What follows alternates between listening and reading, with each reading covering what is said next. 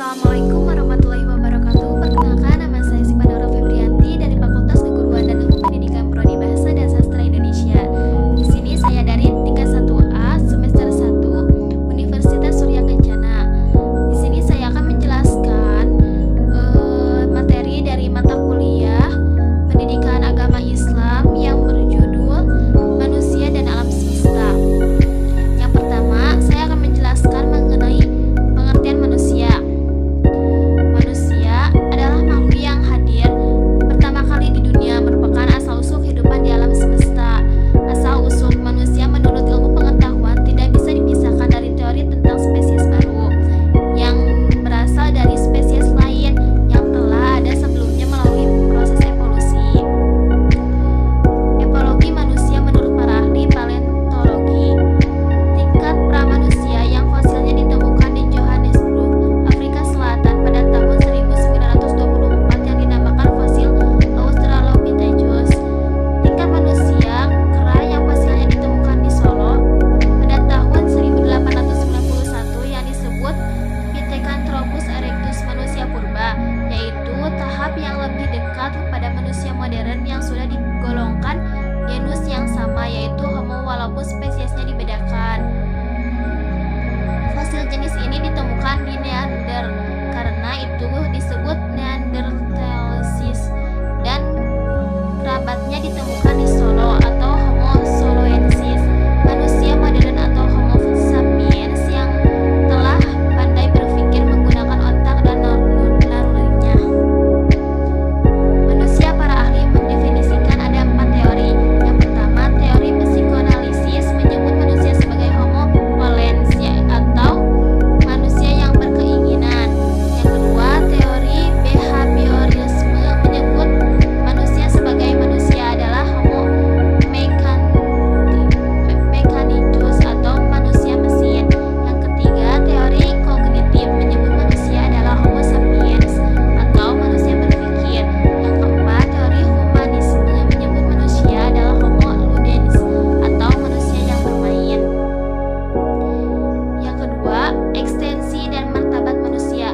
Al-Quran menggambarkan manusia sebagai makhluk pilihan Tuhan, sebagai khalifahnya di muka bumi, serta sebagai makhluk yang semi-semawi, yang dalam dirinya ditanamkan sifat mengakui Tuhan, bebas, terpercaya, dan tanggung jawab terhadap dirinya maupun alam semesta, serta dikaruniai keunggulan atas alam semesta langit dan bumi. Yang ketiga, manusia sebagai hamba dan khalifah Allah. Sebagai makhluk Allah, manusia mendapat amanat yang harus dipertanggungjawabkan di hadapannya.